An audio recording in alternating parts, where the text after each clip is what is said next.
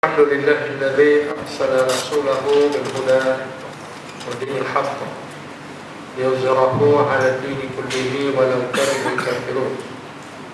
أشهد أن لا إله إلا الله وحده لا شريك له وأشهد أن محمدا عبده ورسوله.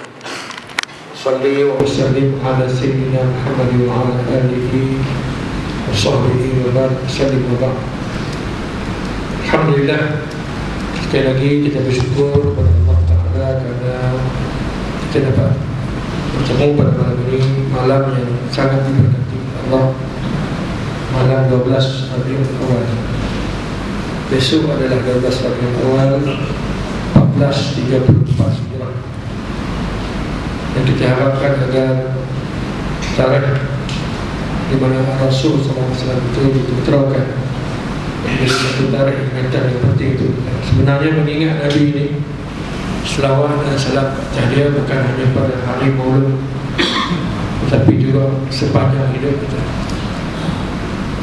Man shalla alayya marrah sallallahu biha alaiha ashar, atau kama qala Rasul SAW. Barang siapa yang berselawat atas aku sekali, maka Allah akan berselawat ke atasnya 10 kali.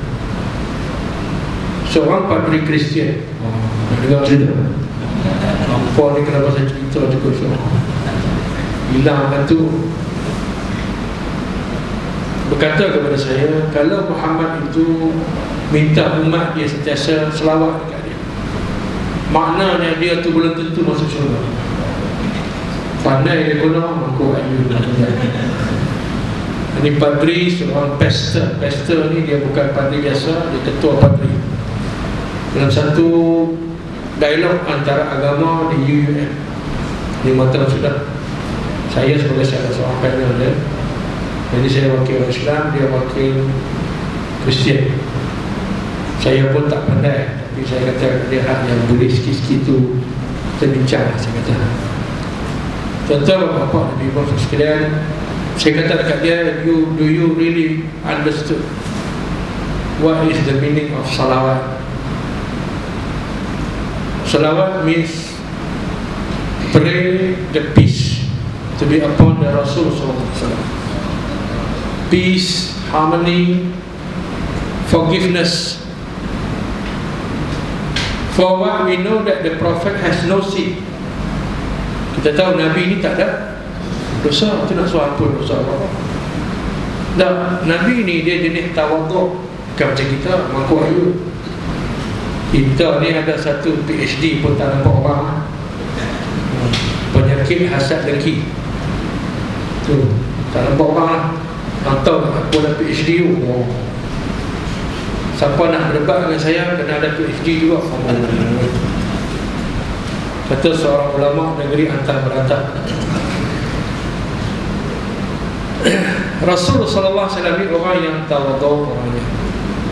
Dia tahu kalau orang tak doa kat dia pun dia masuk syurga, sebab janji Allah kepada Rasulullah SAW. Tapi dia tidak pentingkan diri dia masuk syurga, dia pentingkan siapa? Umat dia. So kalau kita tengok salawat ni, kredit dia bukan balik dekat Rasulullah. Salawat apa maksud dia? Salat jamak bagi salawat. Salat maknanya sembahyang, doa, ad-du'a bil khair, doa dengan pengharapan mendapat kebajikan yang baik. Itu dipanggil salat. 1 salat, 2 salatain, 3 salawat. Maka banyaklah permohonan kebajikan untuk Nabi itu. Allahumma salli ala Sayyidina Muhammad wa ala ali Sayyidina Muhammad, dan juga ke atas junjungan keluarga baginda sallallahu alaihi wasallam. Apa maksud dia? Doa ini dia ada banyak fahaman. Pertama, kita baca balik ayat yang Allah Ta'ala kata apa? Innallaha wa malaikatahu yusalluna 'alan nabi ya ayyuhalladzina amanu sallu 'alaihi wa sallimu taslima. Saya nak betulkan persepsi salawat ni supaya kita tak salah faham. Pertama, kita jangan menganggapnya sebagai rutin. Bila orang kata sallallahu alaihi wasallam, kita menjawab sallallahu alaihi wasallam. Bukan cakap rutin. Dia ibadah. Maknanya apa? Kita sebut dapat pahala. Bahkan pahala itu digandakan 10 kali ganda. Seperti mana lah hadis Nabi yang saya bacakan mula tadi. Siapa yang selawat kat atas sekali, Allah selawat kat atasnya berapa kali? 10 kali. So the benefit adalah sebenarnya bukan untuk Rasulullah, tapi untuk siapa? Kita ni. Jadi bila kita faham konsep salawat ini adalah ibadah yang memberi manfaat bagi diri kita, sebab kita sebenarnya yang perlu doa tu, bukan Nabi. Nabi tak perlukan doa tu, tapi Nabi itu orang yang sangat rendah hatinya. Dia tak belagak macam kita, tidak takabur, dia tidak riak, dia tidak ujub, dia tidak ada sum'ah, dia suci dari sifat mazmumah. Kita yang ada sifat mazmumah ni yang tahu. Maka sebab itulah kita selawat kat dia dengan niat supaya bila kita selawat, doa satu kebaikan tu Rasulullah, 10 kebaikan tu balik kat kita. Itu konsep yang kita faham. Jadi saya kata kat dia, solat bermakna pray for forgiveness, for peace be upon Prophet Muhammad. And whenever you pray once, Allah will pray on you 10 times, 10 folds. Saya kata 10 kali ganda. Kalau kita berselawat 10, Allah selawat 100 kat kita. Maksudnya doa bil khair, minta kita mendapat kebaikan daripada Allah dunia dan akhirat. Allah Akbar. Siapa yang tak selawat, cukup rugi sangat. Sebab tu selawat kena jadi ibadah. Bukan cakap rutin, tapi jadi ibadah. Tiap-tiap hari jadi ibadah, jadi zikir. Allahumma salli ala Muhammad, Allahumma salli ala Muhammad. Orang yang paling banyak selawat mengingat Nabi, dia akan bersama dengan Rasulullah. Al-mar'u ma'a man ahibba'u fil jannah. Nabi kata, seseorang itu akan duduk dalam surga bersama orang yang sangat dikasihinya. Siapa dia? Orang yang banyak berselawat itu, orang yang sangat cinta kepada Rasulullah sallallahu alaihi wasallam. Lepas tu kena selawat. Jangan duduk saja, bawa kereta selawat, nak mengajar selawat, nak mesyuarat tunggu. Korang tak cukup selawat. Selawat adalah hati, bukan susah. Allah salli ala Muhammad ataupun sallallahu alaihi wasallam, sallallahu alaihi wasallam, sallallahu alaihi wasallam. Cukuplah. Sallallahu alaihi wasallam, sallallahu alaihi wasallam. Cukuplah itu sebagai wirid kita harian.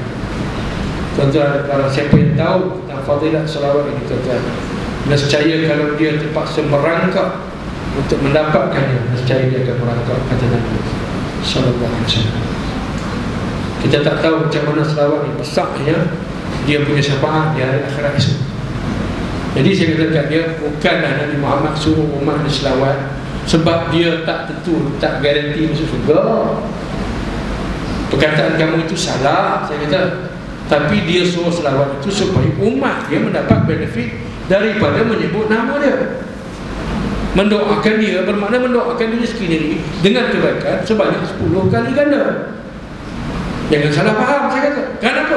Kerana Allah paling sayang kepada seorang makhluk yang bernama Muhammad bin Abdullah. Sebab itu ulama kata Adam abul jasad. Adam ni memang bapa manusia, tapi dia bapa jasad saja. Dia bukan bapa roh. Sebab roh Nabi Muhammad dicipta dulu sebelum dicipta roh Nabi Adam alaihi salam. Macam mana Ustaz? Pasal apa Nabi Muhammad lahir kemudian? Lahir kemarin itu sudah lahir. Tapi roh yang dijadikan oleh Allah itu dulu-dulu, yang pertama dijadikan roh adalah roh Nabi Muhammad SAW. Sebab itu para ulama mengatakan Muhammad Abu Ruh. Muhammad itu bapa segala roh manusia. Masya Allah. Maka sebab itulah kita kena sentiasa selawat kepada Rasulullah sallallahu alaihi wasallam. Ajarkan anak-anak kita kenalkan siapa dia Rasulullah. Apa nama-nama Rasulullah? Yasin, Taha. Bagi ajar. Ini ajar nama Doraemon, Pokemon, Monyemon, burung Mayemon. Kita ajar anak kita Mr. Bean. Allah Allah. Cuba ajar nama Nabi. Anak Nabi berapa? Tujuh. Berapa lelaki atau perempuan? Kau tanya seorang ni lah begini. Muhammad, Abdullah dan Ibrahim, itu 3 orang anak lelaki yang semuanya meninggal. Daripada Siti Khadijah 2 orang, Muhammad dengan Abdullah. Daripada Mariatul Kiftiyah seorang anak lelaki dia, Ibrahim. Semuanya meninggal. Pasal apa? Ada sebab, ada hikmah. Ulama kata takut kalau ada lah anak Nabi lelaki, orang akan memuja dan menyanjungnya, mungkin tahap menyembah. Sebab tu Allah takdirkan dia tak ada anak lelaki. Tapi cucu lelaki daripada anak perempuan dia siapa? Sayyidina Hasan dan Husain, anak kepada Siti Fatimah, anak kepada Sayyidina Ali bin Abi Talib. Tuan-tuan bapak dan ibu, dari situlah keturunan Rasulullah tu sampai sekarang ada di mana-mana, termasuk di Malaysia. Keturunan Sayyid semuanya daripada keturunan sebelah Sayyidina Husain. Keturunan daripada Sayyidina Hasan adalah Syarif. Dia tak pakai Sayyid, dia pakai Syarif. Sebab tu Sultan Brunei, bapa dia, tuk dia nama Syarif Ali, Sultan Syarif Ali, yang jual Sarawak dekat Malaysia, dekat Tek Mahmud. Yang kaya-raya tu. Pasal Sultan Syarif Ali ni, dia juga dikatakan sebagai seorang ahli sufi. Dia jual Sarawak tu sebab dia kata besar sangat, takut Tuhan tanya esok tak dapat. Tek Mahmud kata tak puas, dia boleh jawab. Dia ambil melawak tuan-tuan. Saya kira masuk dalam Facebook pula, bantu aku. Tak ada masuk Sarawak lagi. Tuan-tuan bapak-bapak dan ibu sekalian, inilah hebatnya keturunan Rasulullah SAW. Dan keturunan dia pun kita kena mulia. Sampai keturunan Rasulullah pun kena mulia. Kerana susu galuh, titisan darah-darah Rasulullah itu mengalir berkat di dalam keturunan. Tapi ada juga keturunan Hamangku Ayun ada. Tapi kita harap keturunan Rasulullah ni jangan menghina keturunan dia sendiri dengan melakukan dosa dan maksiat. Tapi kita kena ingat, Nabi kata di akhir zaman akan lahir seorang pemimpin daripada keturunan Hasan bin Ali bin Abi Talib. Wa huwa min qibal Hasan. Nabi sebut dalam satu hadis sahih, anak cucu si Hasan. Dia tak sebut anak cucu Husain. Lepas tu yang jadi hawa-hawa sikit ni keturunan Sayyid ni. Ni banyak yang jadi hawa-hawa. Keturunan Sayyidina Husain yang akan muncul sebagai Imam Mahdi, kata Nabi, akan lahir daripada imam yang berketurunan dari Sayyidina Hasan. Contoh bapak-bapak dari hadis Nabi ni 1400 tahun yang silam. Tapi apabila kita tengok kebenarannya sekarang, sudah makin tersalah. Sebab itulah orang barat buat kajian apa yang ada dalam selawat Nabi, buat kajian sains. Bila dibaca selawat, apa jadi dekat air, apa jadi dekat struktur bangunan, semua dia buat kajian. Sekarang alat macam-macam, ada yang infrared, ada yang boleh tengok X-ray. Dan didapati dalam satu kajian di barat, mereka buat kajian, kita tak buat. Pasal mereka bila baca hadis Nabi, mereka macam percaya hadis Nabi betul, tapi mereka tak percaya dengan Nabi tu. Itu je. Kita pula bila dengar hadis Nabi, betul ke? Itu panggil kita. Tambah bila tengok Sa'arusyid selawat dekat ayam. Jangan main selawat kita tak. Selawat ni ibu segala ubat. Kata Nabi dalam satu hadis, barang siapa yang membaca selawat ke atasku 10 kali, Allah akan menghilangkan 10 jenis penyakit di badan dia dan memasukkan 10 jenis ubat. Tuan-tuan, hadis Nabi ni. Bila itu jaminan daripada Rasulullah. Rasulullah tak pernah berbohong. Orang putih percaya. Lepas tu dia buat kajian, apa sebenarnya yang berlaku dalam pengubatan, dalam sistem perubatan yang dibawa oleh Rasulullah SAW, yang hanya disuruh baca selawat. Kita ni bila dengar ustaz tu baca selawat, anda selawat, kami pun boleh main daripada Taiping sampai Johor Bahru pun. Tuan-tuan dia baca selawat, jangan ambil. Selawat ni tuan-tuan adalah ubat yang paling besar. Orang barat percaya, kita tak. Itu masalah kita. Itu orang tua-tua dulu dia baca bismillah, dia jalan atas ayam, tak jatuh, tak tenggelam. Kita jalan atas titi, terjun ke bawah. Pasal kita tak baca bismillah dan tak yakin dengan bismillah. Sebab tu beza dia iman manusia. Kadang-kadang iman. Tuan-tuan, kita dalam mengenal Rasulullah SAW, kita Rasulullah SAW, bukan hanya pada menyebut nama saja. Macam kita kata kalimah Allah, bukan kalimah Allah tu perkataan Allah yang kita nak perjuangkan, tapi syariatnya secara keseluruhan. Ni duk sibuk, oh Allah, Allah, tak boleh, orang ni tak boleh guna perkataan Allah. Tapi dia orang pertama lawan perintah Allah. Dia orang yang pertama tolak hukum Allah. Dia orang yang pertama melakukan perkara yang dilarang oleh syariat Allah. Subhanallah. Dia fitnah orang, dia tipu orang. Berapa kali tipu, berapa kali kena saman, berapa kali kalah, tak bungkus lagi. Tapi saya selalu buat bungkus nasi bungkus lah sebab warung. Pasal apa tuan-tuan? Saya ada backup. Ada backup. Berapa juta pun ada orang bayar. Pasal inilah dia. Sebab itu Dajjal itu apa maksud dia? Sahabat pernah tanya, ya Rasulullah, ma sifatul Dajjal atau sif lana sifatul Dajjal. Ya Rasulullah, cuba bagi sikit sifat-sifat Dajjal. Orang budak kata DJ. Ni DJ. DJ ni tuan-tuan, maksud dalam bahasa Arab kadzab, penipu. Sebab itu kalau kita tengok Tamadun Barat nak mengekalkan dia punya superiority dia guna apa? Media. Sebab melalui media, through media, dia boleh menipu kita. Media rules the nation. Itu dia punya moto. Jadi media sangat berkuasa. Tak kira elektronik ke, cetak ke, internet ke, television ke, cable TV ke. Memang media rules the nation. Dia molds the nation also. Maksudnya dia guna semua media. A lies that been told for 100 times will be believed by people. Satu penipuan yang diberitahu 100 kali tiap-tiap hari, diulang yang sama, maka akhirnya dipercayai oleh manusia. Tiap-tiap hari dia tengok yang itu, dia bangkit ubah TV yang itu dia kena. Maka akhirnya kita percaya, oh betul lah. Bahawa orang Melayu ni dia punya mentaliti dia bukan ada sangat, bukan cuba lagi sangat. Kalau saya kata macam tu, marah pula. Kita jangan kata orang Melayu tak cerdik. Dia orang apa? Saya orang Melayu lah. Tapi saya orang Melayu yang cerdik sikit daripada mereka. Mereka tu bukanlah bodoh, kurang cerdik. Abang bodoh abang, padahal orang cerdik itu sama orang jahil. Sebab apa? Tidak belajar mengikut acuan yang dibawa oleh Rasulullah. Sebab itulah yang tinggalkan acuan Rasulullah, dia tidak akan mendapat hidayah. Dia akan mudah ditipu.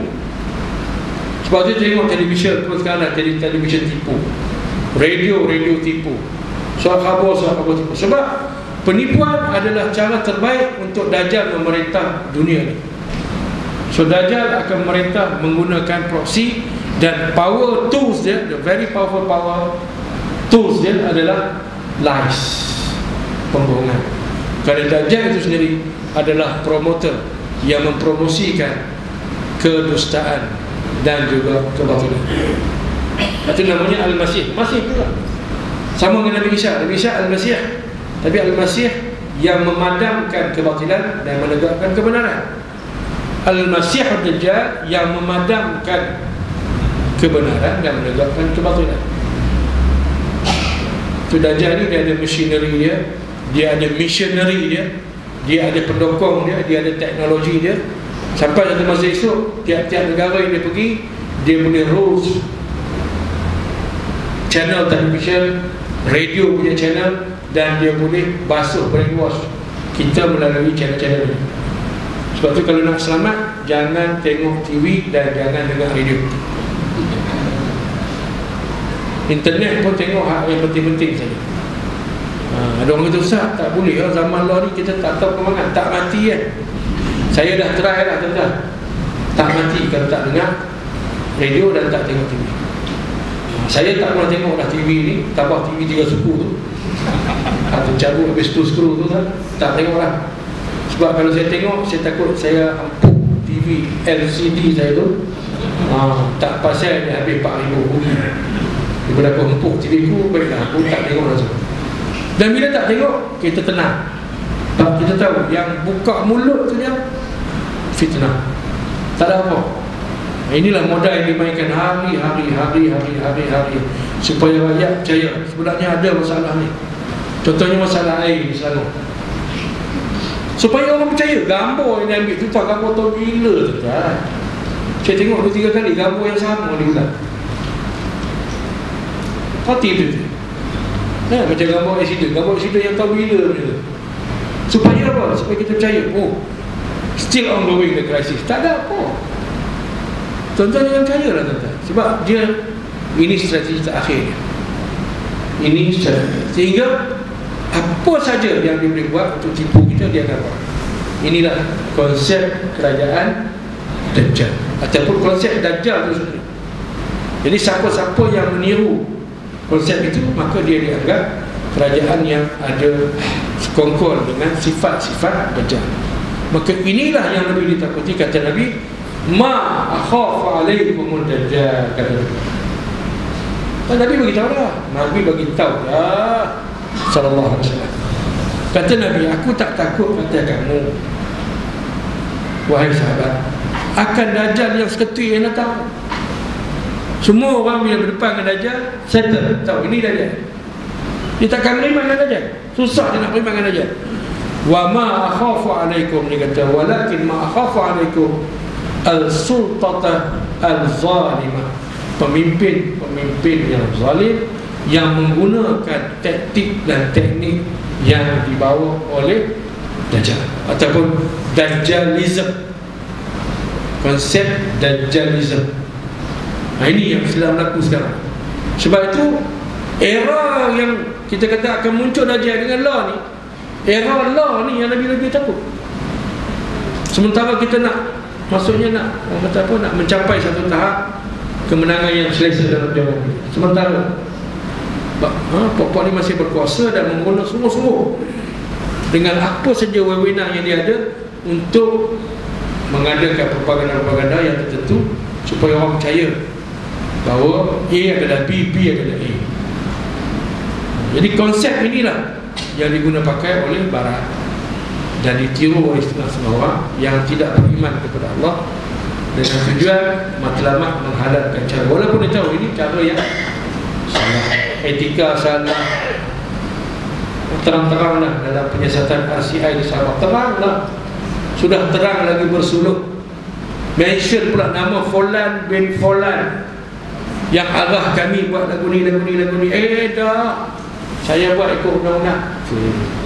Lepas tu dia salah ke orang lain, ada mati.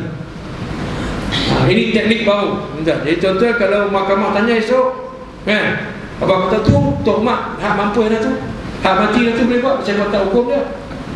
Tuan-tuan buat hak baru ni supaya hakim pening kepala. Pasal nak kena hukum tadi pun hak mati-mati lah. Jadi tuan-tuan nampak, maknanya tak ada kesan. Tak ada kesan. Penyiasatan ini jalan itu hanya sekadar macam lepas batuk di tangga, bukan untuk kesungguhan nak ambil tindakan. Kita tengoklah, siasat tinggal. Sedangkan tidak ada tindakan yang ada.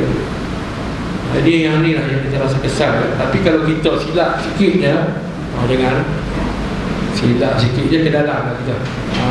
Pasal kita ni tak salah. Tuan-tuan bapak-bapak yang berkata, betul lah, Rasulullah ni dia bawa apa? Yang pertama sekali as-siddiq, benar, kebenaran dan maha benar sifat. Dia tidak bohong, tak menipu. Yang keduanya amanah. Sifat-sifat inilah yang kita nak cari pemimpin yang ada siddiq, yang ada amanah, yang ada tabligh, yang ada fatar. 4 sifat Rasul wajib kata. Sebab itulah dalam mengingati sirah Rasulullah SAW, kita lihat banyak contoh-contoh ditunjukkan oleh Rasul tetap berlaku walaupun Nabi dah tak ada. Saya pernah cerita pasal Surafah kan, macam mana Surafah yang dijanjikan dengan mahkota kebesaran Parsi, walaupun setelah Nabi wafat, tapi mahkota itu tetap diserahkan kepada beliau, dan beliau merasa sangat terharu kerana janji Rasulullah itu tetap ditepati walaupun Rasulullah sudah wafat. Ini yang dikatakan janji daripada Allah dan Rasul. Kita kalau janji tuan-tuan, tak betul lah kita nak boleh tepati. Banyak janji kita yang kita tepati, tapi janji Nabi SAW itu berlaku. Sebab tu Nabi menyebut bahawa akhir zaman esok akan sampai satu masa bahawa umat aku paginya dia beriman, petangnya dia kafir kepada Allah Subhanahu wa ta'ala. Kita takut orang macam ni yang apabila dia mendapat kekuasaan, bukan dekat dia saja yang menjadi kufur kepada Allah, tapi dia mengajak orang yang sama-sama kufur bersama dia. Tuan-tuan bapak ibu, sebab itulah nilai iman di akhir zaman ni tak ada nilai. Tak ada nilai. Ada dua makna. Pertama, bagi orang yang tak beriman, no value. Itu bukan nilai yang besar. Tapi bagi orang yang beriman, tak ternilai. Itu maksudnya tidak boleh dibayar dengan harga yang sangat mahal. Itu pertahankan keimanan. Itu saja sebenarnya yang dapat mampu memberikan kita kekuatan. Alhamdulillah, saya bersama dengan Balu Al-Syahid Dr. Abdul Aziz Rantisi. Dia ada sini sekarang di Malaysia, di hotel yang sama saya duduk di bagian itu. Ummi Muhammad nama dia, dan saya dapat bertemu dengan dia semalam. Abdul Aziz Rantisi ni siapa dia? Di antara rentetan pemimpin-pemimpin tertinggi Hamas, ketua Hamas. Nombor satu pengasasnya Hamas ni Syekh Ahmad Yassin. Meninggal Syekh Ahmad Yassin, diambil alih oleh Syekh Abdullah Azam. Meninggal Syekh Abdullah Azam, syahid semuanya, maka diganti oleh Syekh Abdul Aziz Al-Rantisi. Sekarang ni Balu beliau ada bersama dengan kita di Malaysia, dan insyaAllah malam ni kita buat sikit lah collection untuk Palestin. Kerana sekarang ni program yang diorang tunggu ialah pendidikan pada wanita dan juga kanak-kanak. Lepas tu dia hantar wakil dia daripada kalangan muslimat, dan juga nak membaiki rumah-rumah rakyat Palestin yang dibom. Tak banyak, kos dia cuma RM6,000 satu rumah. Sebab manpower dia orang percuma. Dia orang ni hebat, Palestin ni, sebab dia buat kerja tak pakai upah. Ini hebat ni, sebab dia anggap itu sebagai satu jihad. Dan cuma RM6,000 tu RM6,000 kita. Mana dapat rumah RM6,000? Sini kalau PPRT paling murah berapa? RM30,000, RM40,000 kan. Itu pasal JKK 1,5. Penyelaras don tak kira lagi. Tak kira lagi tuan. Bukan main mana pun. Tuan-tuan pergi beli pasir, beli baterai, cuba untuk sambil upah. Harga pasir tu pun kalau betul-betul lah, kalau kita boleh buat sendiri baterai, enggak, beli simen dia, beli pasir, buat baterai sendiri. Saya juga ada mesin baterai, punya pakai entah, buat sendiri je. Kos bukan sampai satu duit pun, tak sampai satu duit. Jadi orang Palestin dia banyak beli karim tu. Sebab tu cuma RM6,000. Tapi saya tak minta lah seorang RM6,000 malam ni. Setakat yang kita ada kemampuan. Jadi tuan-tuan, insyaAllah sebelum mereka balik, kita cadang nak kumpul berkumpul dalam RM500,000 nak bagi kat diorang. Umum Muhammad ni akan berada di Palestin daripada 19 Januari dia sampai 19 Januari. Dan hari ni malam ni semua penuh lah program dia. Saya pun tak pasti di mana program dia dekat. Maksudnya kalau saya syalam ni mesti tanya kat mana-mana. Dan juga ada 2-3 tempat lagi dia akan pergi ke masjid dan juga surau.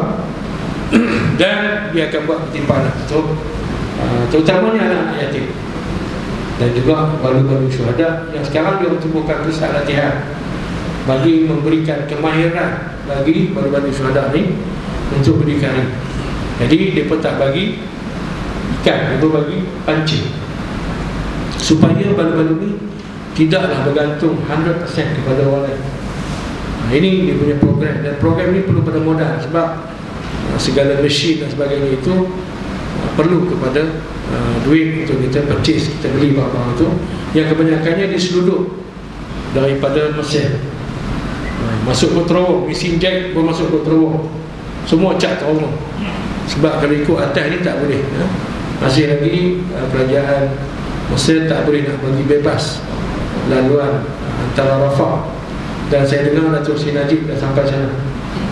Tapi saya syukurlah, alhamdulillah, biar dia tengok sendiri hasil kerja rakyat ni. Tuan-tuan, NGO yang pergi sana, tuan-tuan, semua orang kita, tak ada sekok bawah ni. Pipi tengok tu je, ada sekolah, ada masjid, apa, sakit hati, balik ke Dadan. Balik ke Dadan. Tengok apa kenyataan di keluar di Gaza. Ada tak kenyataan di keluar di Gaza? Ada tak sidang media dikeluar oleh Datuk Seri Najib dari Gaza? Ada tak? Pergi macam orang menyusup, pergi senang-senang dengan apa-apa, patah balik. Tak ada sidang media.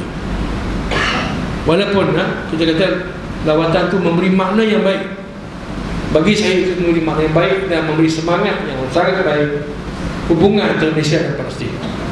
Sebab Perdana Menteri itu nak nama dia. Ini satu perkembangan yang menarik. Saya terima kasih atas sesuatu. Tetapi kenapa tak boleh buat kenyataan akhbar daripada Gaza?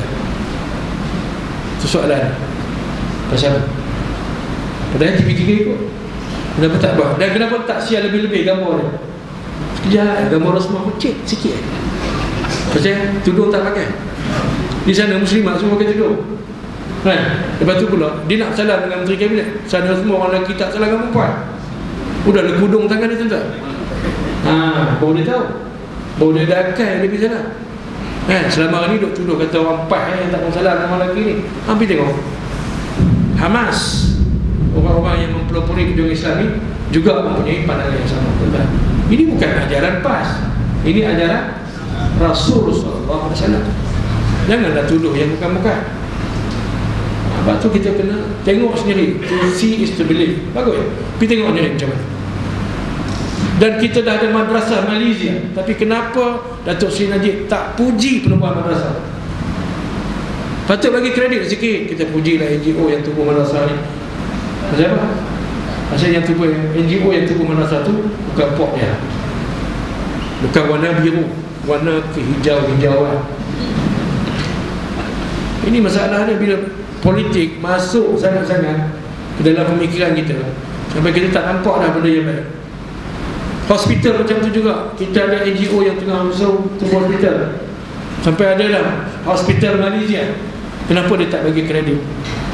Sebab yang buat kerja-kerja amal ini, dan dia dapat lihat betapa banyaknya bantuan rakyat Malaysia yang benar-benar sampai ke sana. MAPIM saja dah kutip 6 juta untuk 3 buah masjid, tuan-tuan.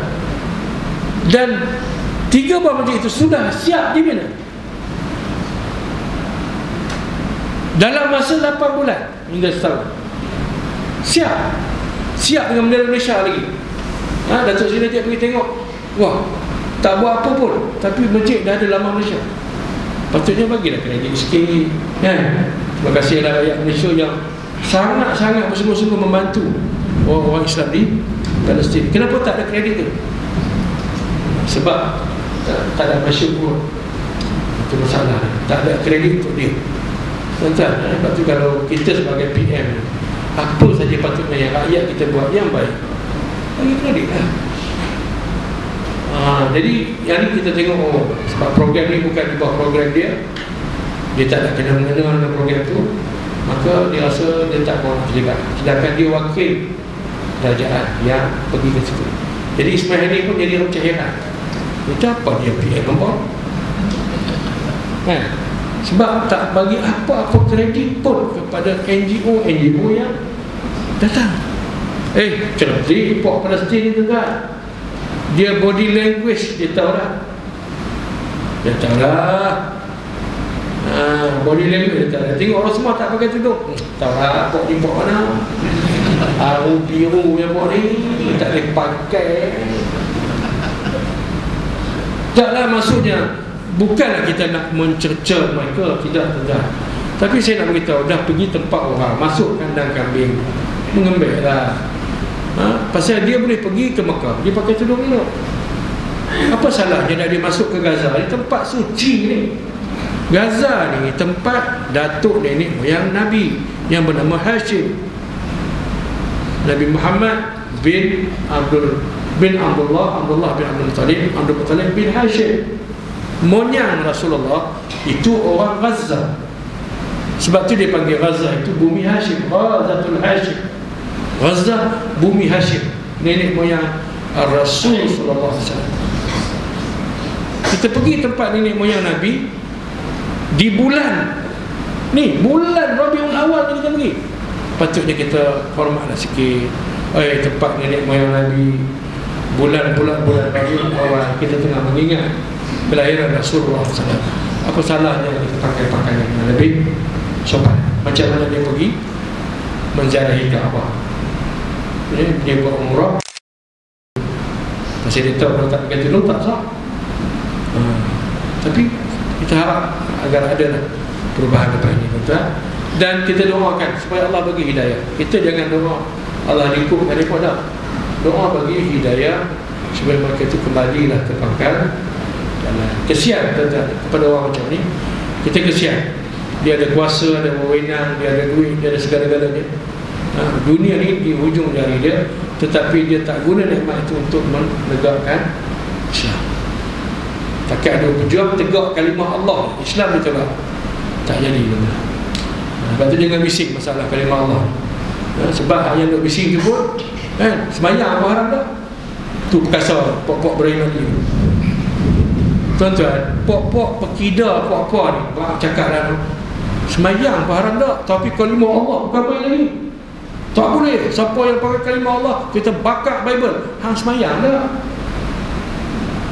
Dia apa haram tak semayang, pakai celak pendek lah. Kita kata tegak kalimah Allah lagu mana, hang sendiri syariat tak ikut.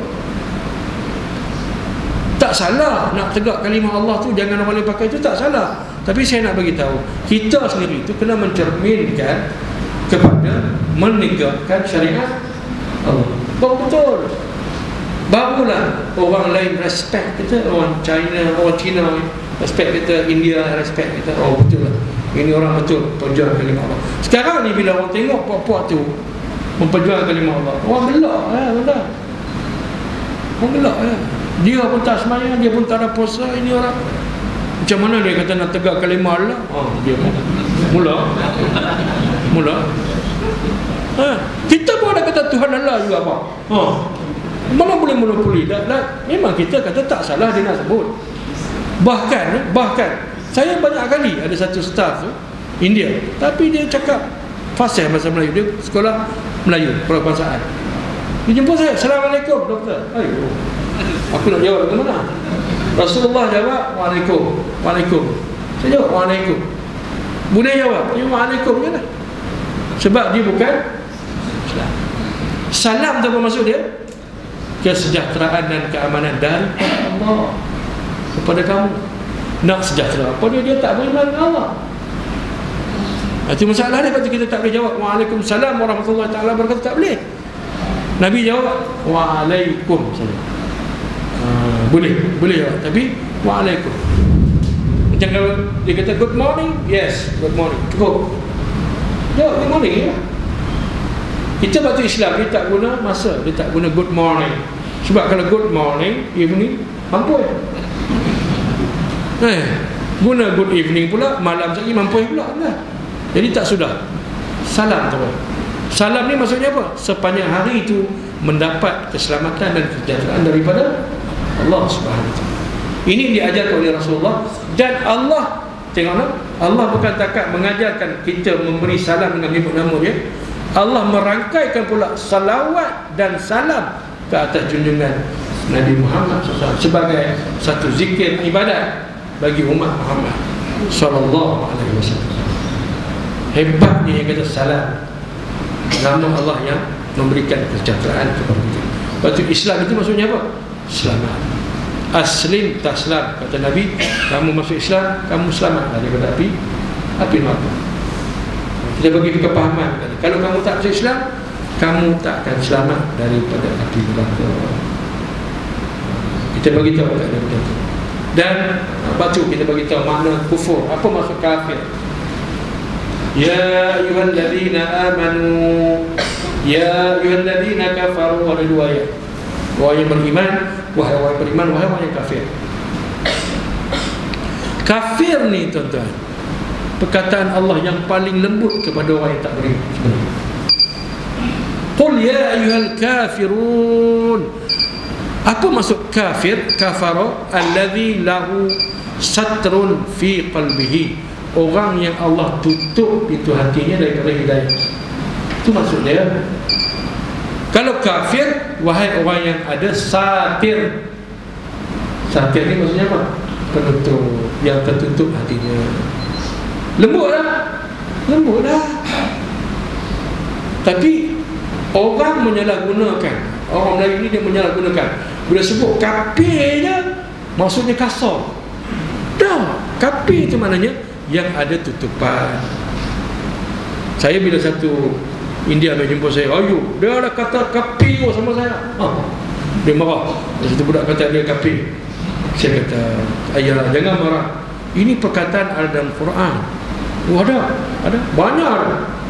Ya ayyuhalladzina kafaru. Saya kata banyak ada. Saya kata ayah boleh bilang. Saya boleh bagi Quran, ayah boleh tengok. Apa maksud dia? Dia tanya. Dia orang bukan Islam nak tahu. Kita orang Melayu kalau kita sebut ya ayyuhalladzina kafaru, ada dia nak tanya. Haram kata orang Perak. Pasal dia tak nak dengar Quran. Dia tak dengar Quran. Bila kita baca Quran, dia kata apa? Sikit Quran. Dia rimah pula kita baca Quran.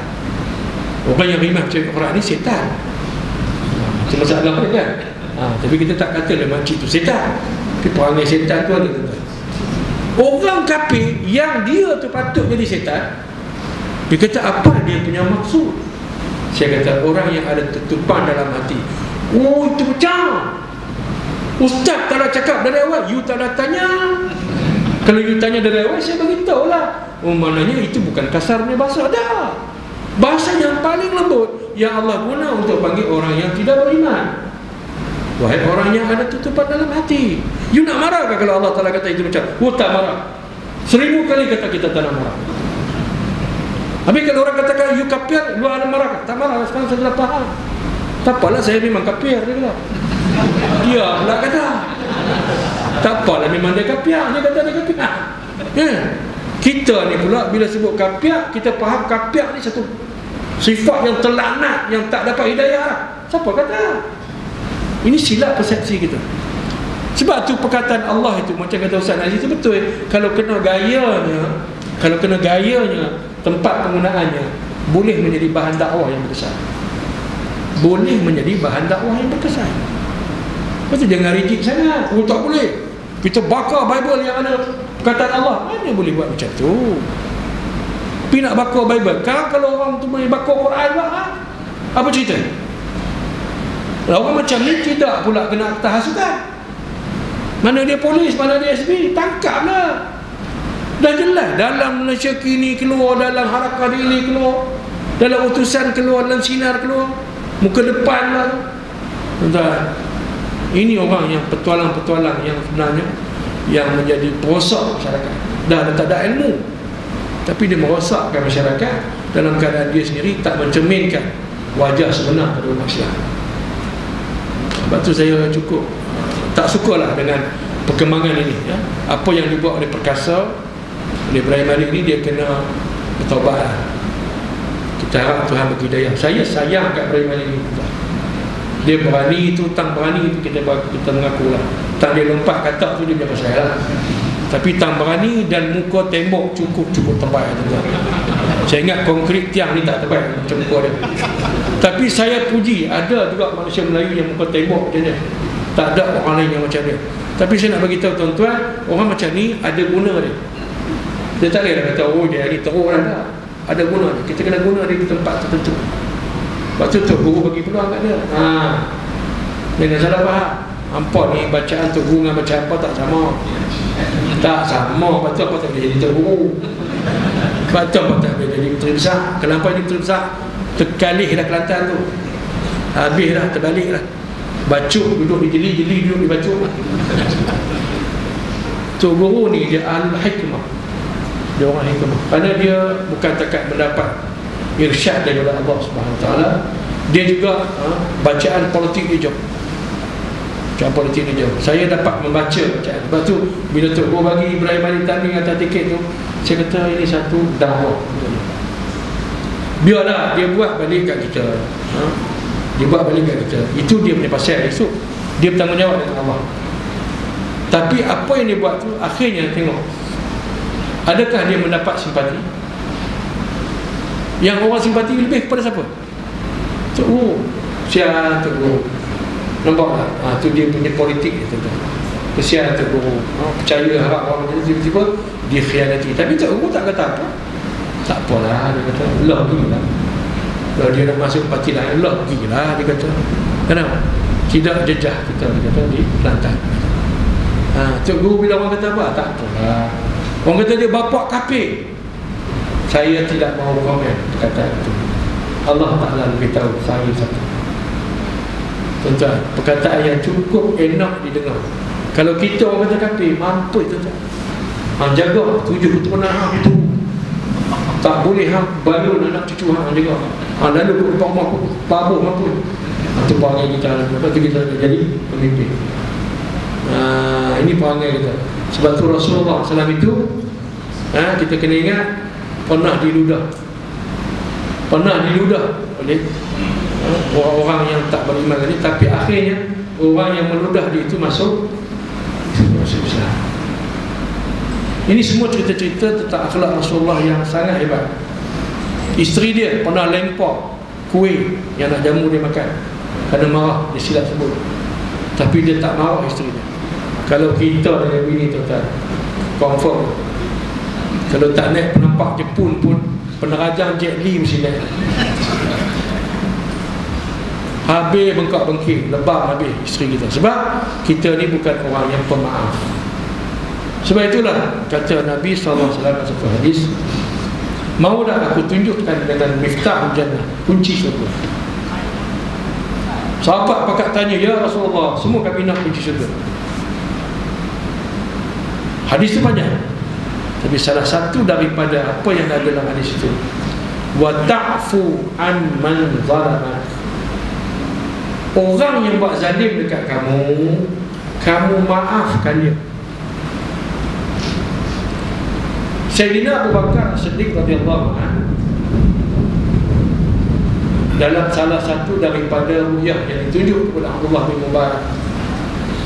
Masa itu Sayyidina Abu Bakar sudah wafat, Nabi sudah wafat. Dalam mimpi itu dia dapat melihat Rasulullah. Abdullah bin Mubarak ni orang alim, ahli sunnah. Abdullah bin Mubarak, dia zaman tabi'in, dia tak sempat dengan Rasulullah SAW.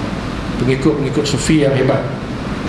Suatu hari dia bermimpi, berjumpa dengan Rasulullah dan para sahabat, termasuk Sayyidina Abu Bakar.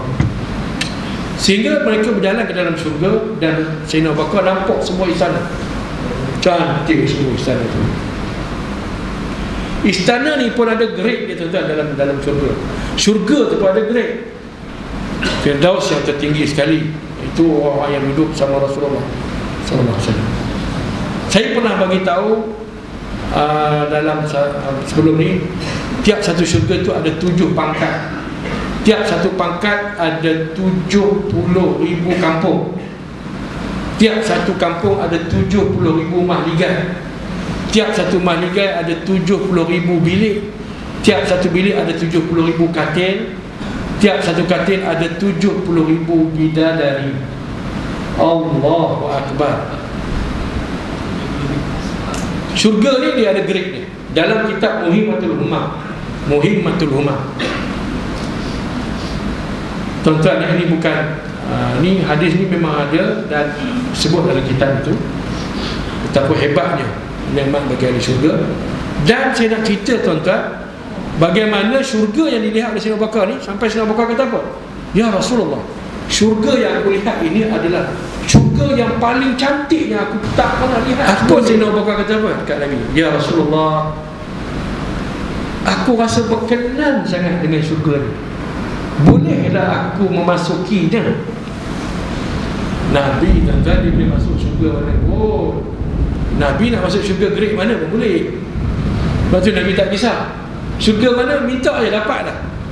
Yang lebih baik daripada yang Sayyidina Abu Bakar tengok tu pun dia boleh dapat. Lepas tu Nabi tak kisah. Kata dia, wahai Abu Bakar, fa inna hadhihi al-jannah laysa lak.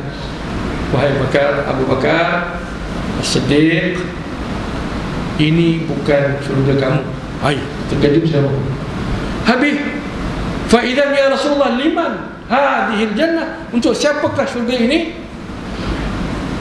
Liman ya'fu amman zalama, bagi mereka yang memaafkan kezaliman orang yang menzalimi dia. Lepas tu kalau orang buat tak baik kat kita, kita balas baik. Balas baik. Tapi janganlah pergi pada pula katuk. Itu bangang nama dia. Minal bangangin wal bangangan. Minal penin wal penat. Jadi kalau boleh dia buat sesuatu yang tak baik, jiran ke apa, dia tahu sampah dekat rumah dia, jangan kita tahu sampah dekat rumah dia. Kita tolong kutip sampah tu, bubuh dalam tong sampah, buat dia. Kalau tiap-tiap hari dia buat macam tu tuan-tuan, dia pun terfikir juga, aku buat tak elok kat dia balas elok kat aku. Jumpa dia bagi salam dulu, dia bersalaman dulu, dan dia buat benda yang baik dekat aku, sedangkan aku menyakiti dia, maka akhirnya orang macam tu akan menyerah. Lepas tu kita dengan orang bukan Islam pun, kalau kita boleh berbuat baik, kita buat baik.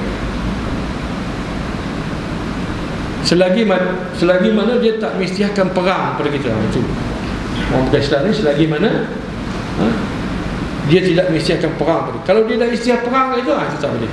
Itu dah panggil kafir harbi. Itu kita kena terang. Jadi kalau jiran kita duduk elok-elok, dia pun buat kenduri dia jemput, kita pun jemput kenduri kita, dia datang, tak salah untuk kita nak berbagi dengan dia. Sebab apa? Sebab wa in janahu lis-salmi fajnah laha. Dua pihak yang berperang pun, kalau salah satu daripadanya sudah ingin berdamai, maka hendaklah kamu berdamai. Lepas tu Hamas, bila Israel kata ceasefire, Hamas pun buat gencatan senjata, dia tak tembak. Maknanya siapa yang takut? Israel lah, dia dulu tembak. Dah tembak tak khabar. Ni kata puak ni tembak lari. Bukan ada telur tuan-tuan apa-apa. Selak-selak bukan ada telur kosong.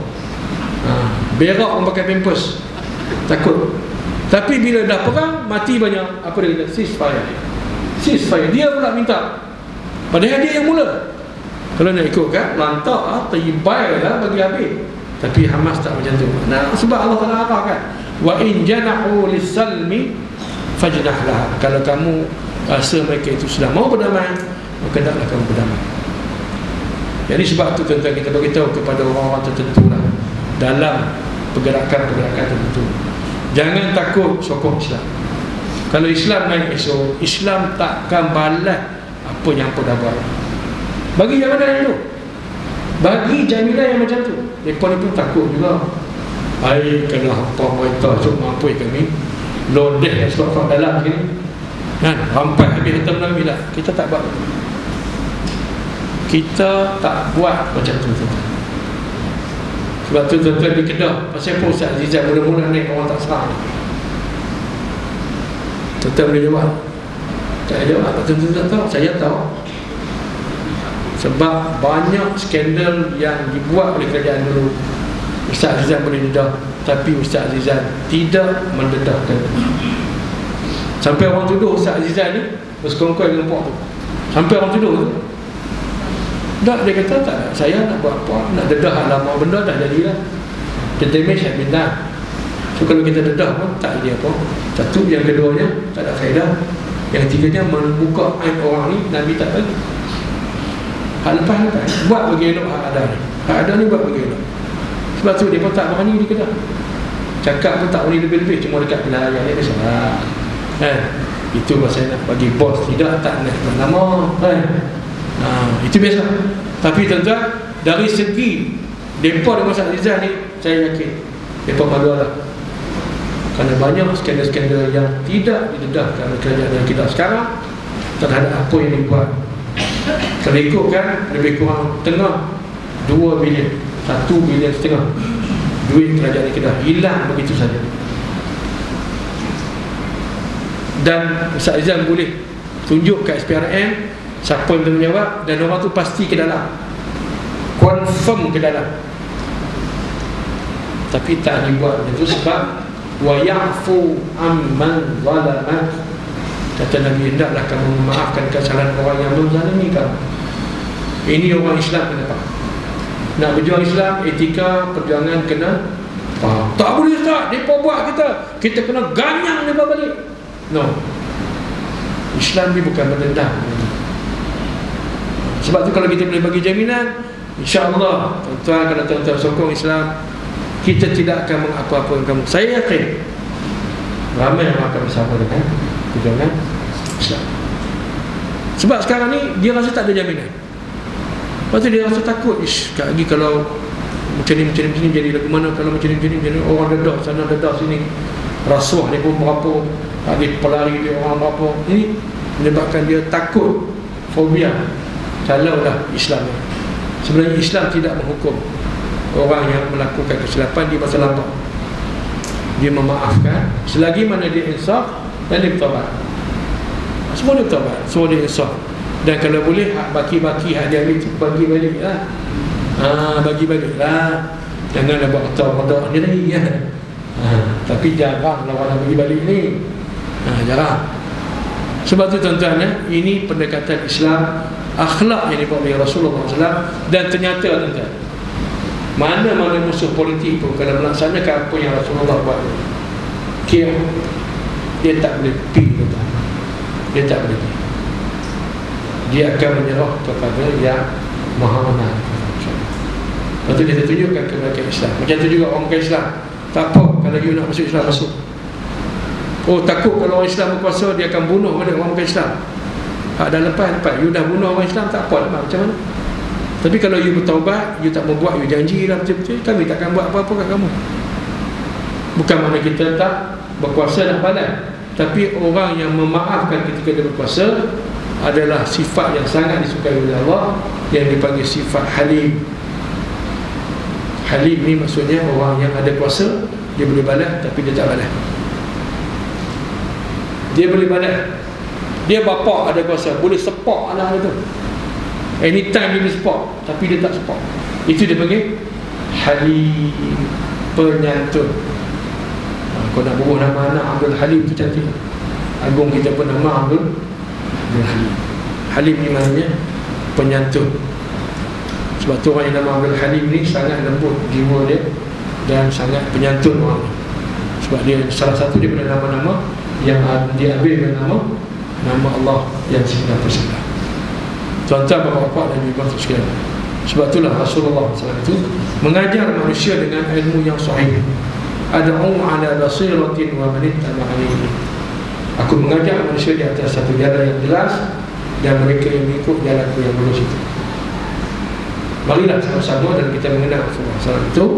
Kita berselawat banyak-banyak nanti balik ke rumah.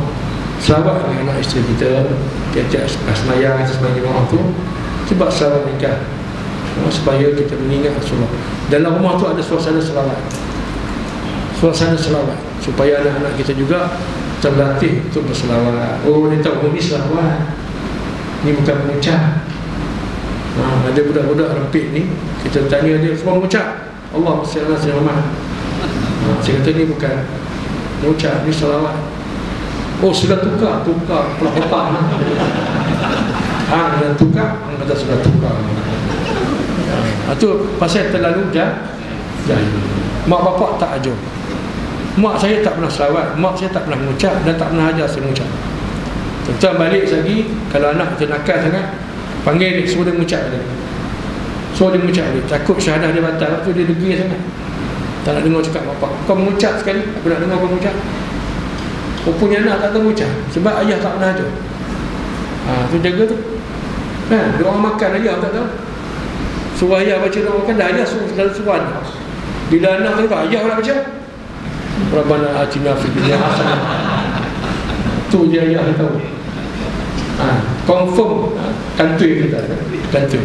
Lepas tu kita kena belajar sikit. Datang ke kuliah apa semua, cantik sikit, belajar.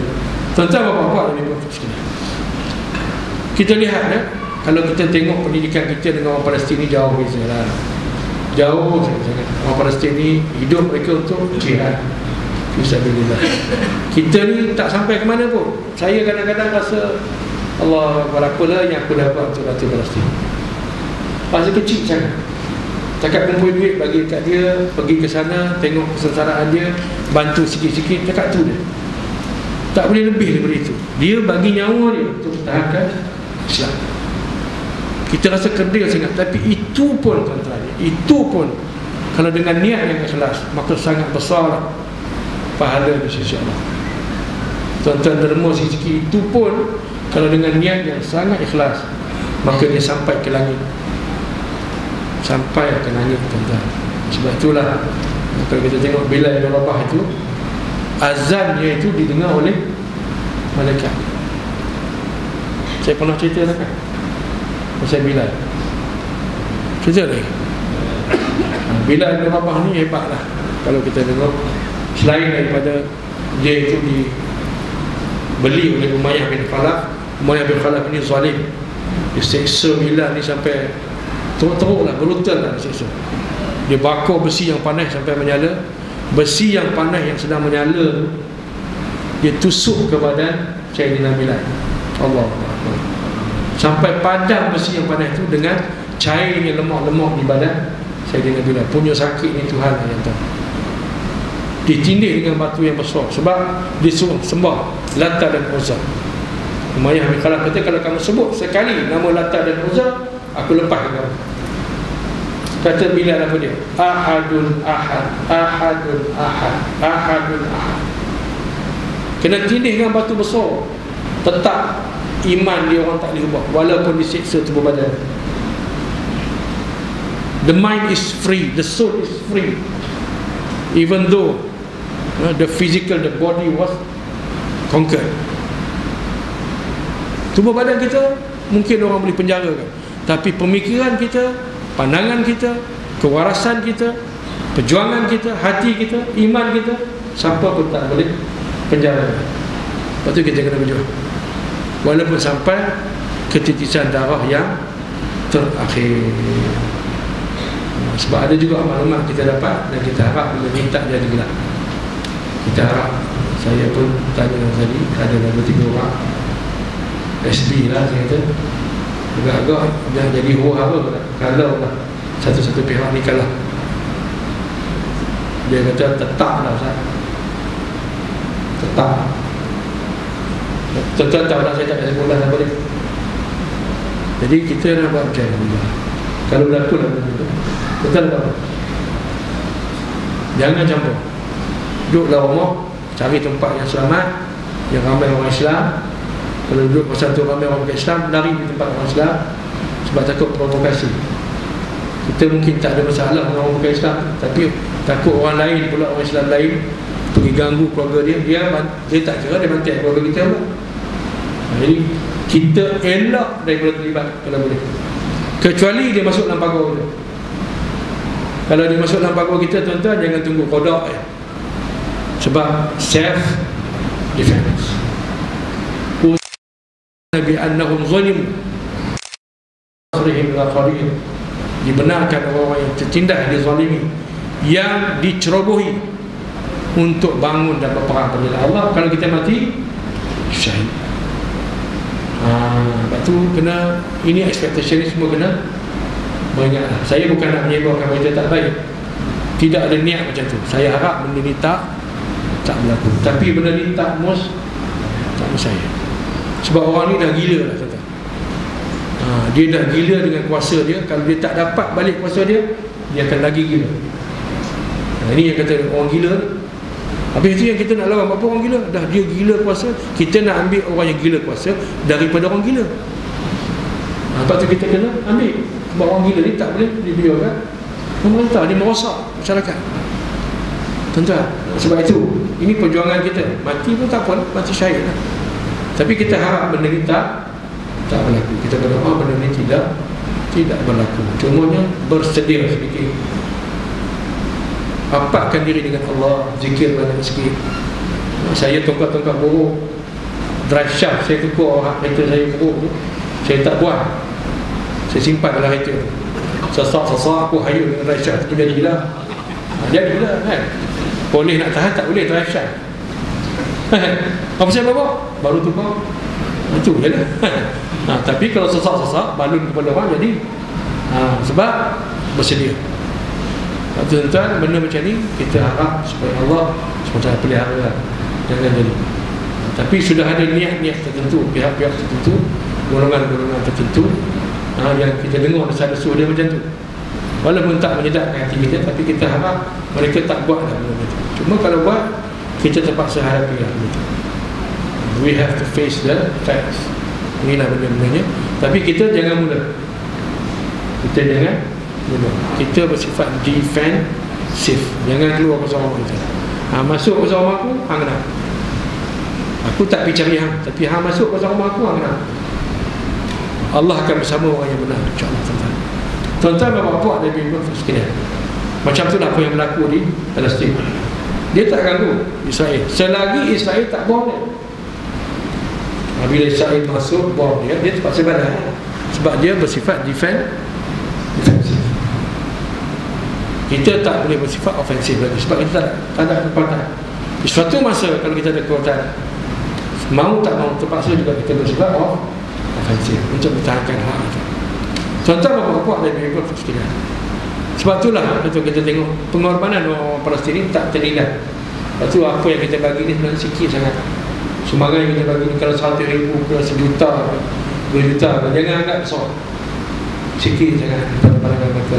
Kalau mereka bagi nyawa yang tidak dinilai, yang boleh kita nilaikan dengan satu nilai wang ringgit. Darah yang mengalir itu kita, satu nilai yang cukup mahal. Dan itulah dia yang menyuburkan agama Islam itu di Palestin sampai hari ini. Isteri Abdul Aziz Harantisi ni datang dengan semangat, tak pernah dia menyesal suami dia mati. Dia kata, kerana suami aku adalah syahid. Allah Akbar. Semangat dia. Tuan-tuan, bapak dan ibu sekalian, saya berhentilah di sini. Moga-moga ada manfaat dalam kita mengingat Rasulullah SAW. Dan Rasulullah pesan, bagi orang yang memperjuangkan Islam ini di akhir zaman, kaqabidhi ala jamratin minan nar. Memanglah orang yang berjuang Islam ini dia susah semua. Orang fitnah dia, orang buat macam-macam, orang kata macam-macam, dan dia seolah macam orang yang menggenggam bara api hidup zaman ni, nak melaksanakan benda baik ni, benda betul ni, tapi macam orang yang genggam bara api. Tapi genggam bara api dia sampai jadi apa? Biarlah sampai habis perjuangan kita, sampailah kita syahid pada jalan Allah Subhanahu Wa Taala. Jadi tuan-tuan, sekali lagi ini lepas daripada Malaysia, kita ada sikit jualan di Palestin. Kita ada baju t-shirt apa saiz pun RM30 untuk derma. Bukan harga tu yang penting, kita niat nak derma. Jadi tuan-tuan boleh pilih lah saiz dia. Dan yang keduanya muffler ni macam kain sebai kata orang biar kan. Kain sebai ni tak kat tengkuk tu, dia ada 2 grade, satu RM20, satu RM15 yang bertulis dengan bendera Palestin, sambil membeli sambil derma. Dan kupon wakaf lantai. Yang ni kupon ni kita letakkan satu kupon RM50 untuk pembinaan hospital kanak-kanak dan hospital bersalin di Gaza. Yang ni kita perlukan segera. Ini sebab kita nak bagi pada Ummu Muhammad ni, isteri Abdul Aziz Harantisi ni, pada 14 Februari insyaAllah. Alhamdulillah saya dah dapat kutip banyak hal. Saya dah serah separuh sebagian padanya pada dia, dan nanti minggu depan kita nak kutip lagi dan serah lagi insyaAllah. Jadi tuan-tuan boleh dapatkan kupon-kupon itu ataupun barang-barang cenderung mata tadi, muffler dan juga baju t-shirt banyak saya bawa. Dan juga kasturi saya itu, siapa yang nak kasturi yang ada dalamnya air celupan rambut Rasulullah sallallahu alaihi wasallam, merasa physical contact dengan Rasulullah sallallahu, dapatkanlah kasturi itu insya-Allah. Semoga Allah berikan kita taufik dan hidayah yang baik daripada Allah yang maksud bagaimana Rasulullah. Sekian aku qul ya Rasulullah. Assalamualaikum warahmatullahi wabarakatuh. Al-Fatihah.